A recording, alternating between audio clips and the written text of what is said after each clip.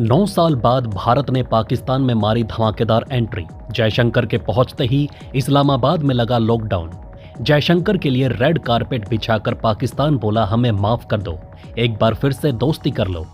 पाकिस्तान बोला भारत पर हमला करके हमने बहुत बड़ी गलती की, भारत चांद पर पहुंच गया, हम एक एक पैसे के लिए भीख मांग रहे। भारत को मनाने के लिए खुद पाकिस्तान के प्रधानमंत्री जयशंकर के साथ करेंगे रात्रि भोज। इससे पहले मोदी को शादी में बुला चुके हैं वहां के पूर्व प्रधानमंत्री। जयशंकर बोले मानो कोई बातचीत नहीं होगी, जल्दी खाना खिलाओ, हमें 24 घंटे में वापस भारत जाना है। अगर पाकिस्तान के अंदर आतंकवादी हमले में जयशंकर को कुछ हुआ तो शुरू हो सकता है भारत का बड़ा ऑपरेशन। नमस्कार दोस्तों, जी चिल्स ग्लोबल अपडेट में आप सभी का स्वागत है। आइए सब कुछ डिस्कस करते हैं विस्तार से। पाकिस्तान संघाई सहयोग संगठन के 23वें शिखर सम्मेलन की मेजबानी कर रहा है। इस इवेंट में हिस्सा लेने के लिए भारतीय विदेश मंत्री एस जयशंकर इस्लामाबाद पहुंच चुके हैं। जयशंकर के स्वागत के लिए पाकिस्तान ने रेड कारपेट बिछाई हुई थी। वहीं पाकिस्तान विदेश मंत्रालय में दक्षिण एशिया के महानिदेशक इलियास निजामी ने विदेश मंत्री डॉक्टर एस जयशंकर का स्वागत किया। निजामी ने गुलदस्ता देने के बाद गर्मजोशी से हाथ मिलाया। मामले से जुड़े लोगों ने कहा कि जयशंकर पाकिस्तान के प्रधानमंत्री शहबाज शरीफ की ओर से आयोजित रात्रि भोज समारोह में शामिल हो सकते हैं। एस जयशंकर की पाकिस्तान यात्रा सिर्फ एक औपचारिकता है, मतलब जाने का, दिखाने का और फिर वापस लौटने का काम है।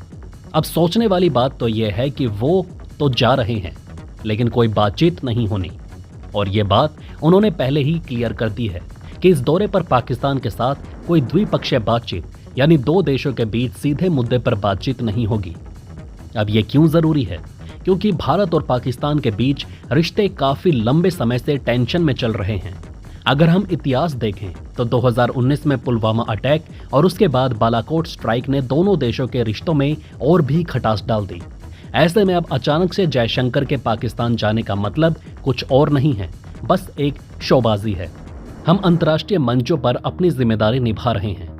पाकिस्तान में जब भारत का कोई अधिकारी जाता है तो वहां की मीडिया भी पैनिक मोड में आ जाती है।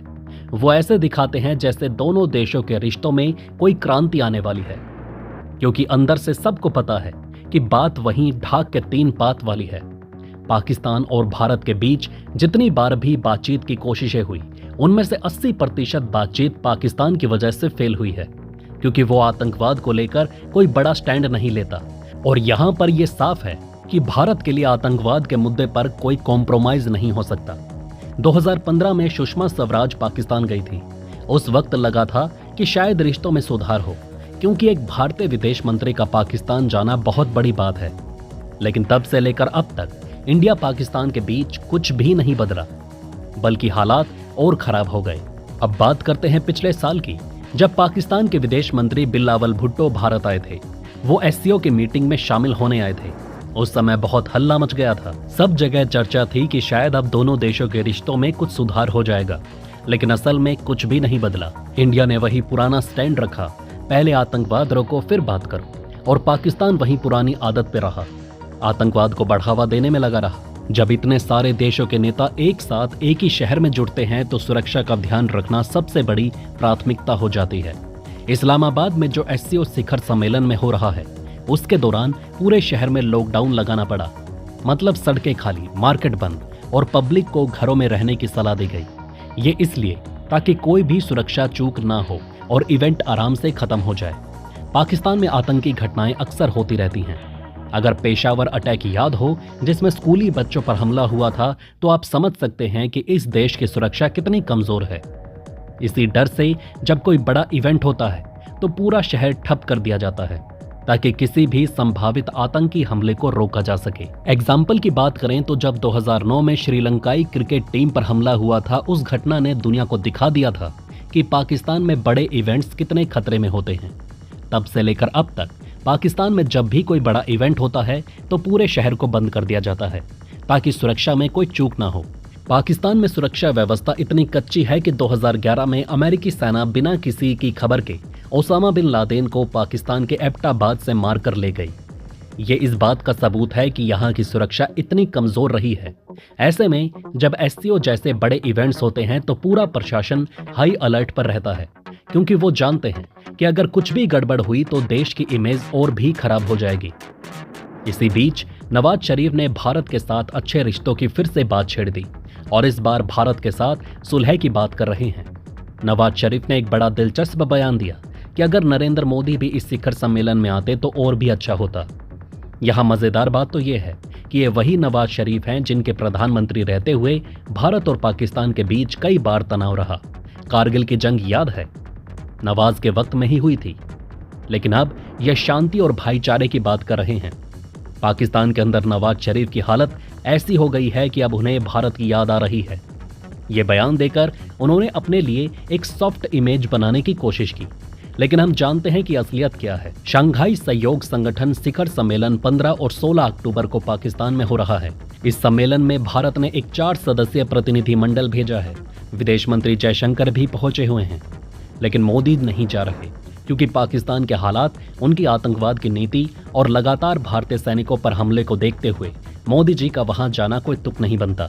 वैसे भी मोदी जी की विदेश नीति हमेशा आंख में आग डालकर वाली रही है और ये बात पाकिस्तान को अच्छी तरह से समझ आ गई है। नवाज शरीफ का भारत के प्रति प्यार दिखाने का ये कोई पहला मौका नहीं। जब वो प्रधानमंत्री थे तब भी उन्होंने मोदी जी को अपने घर शादी पर बुलाया था।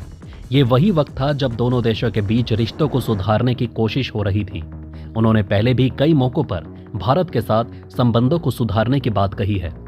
लंबे अरसे बाद लंदन से पाकिस्तान लौटने के बाद एक कार्यक्रम के दौरान नवाज शरीफ ने कहा था कि उनका देश दुनिया से पैसा मांग रहा है, जबकि भारत चांद पर पहुंच गया। उन्होंने ये भी कहा था कि भारत के पास आज खजाने में 600 अरब डॉलर हैं। हिंदुस्तान G20 की मेजबानी कर रहा है, लेकिन पाकिस्तान 1-1 अरब डॉलर चीन और अरब देश सहित दुनिया भर से मांग रहा है। ऐसे में हमारी उनके सामने क्या इज्जत रह गई है? कितना भी दोस्ती की बात कर लें, पर पाकिस्तान की धरातली हकीकत यही है कि वहां सेना और आतंकवादियों का खेल चलता रहता है और हर बार भारत को सतर्क रहना पड़ता है। इसलिए मोदी जी जैसे नेता इनकी मीठी मीठी बातों में नहीं फंसते। मई 2024 में नवाज शरीफ ने भारत से वादा तोड़ने को अपनी गलती की बात कबूल की थी। पाकिस्तान मुस्लिम लीग की एक बैठक में नवाज शरीफ ने कहा था, परमाणु धमाका करना बहुत बड़ा फैसला था। आप जानते हैं कि भारतीय संसद में ये खबर दी गई कि पाकिस्तान ने 5 धमाकों से आज जवाब दे दिया। उसके बाद वाजपेयी साहब लाहौर आए, याद है या नहीं याद है? शरीफ बोले वाजपेयी साहब आए और हमसे आकर वादा किया। ये बात अलग है कि हमने वादे के खिलाफ कारगिल में अर्जी की, उसमें हमारा कसूर है, उसमें हम कसूरवार हैं। तो दोस्तों, इस वीडियो में फिलहाल इतना ही। आप देख रहे थे जी चिल्स। जल्द होंगे पूरे आपके सारे वील्स। धन्यवाद।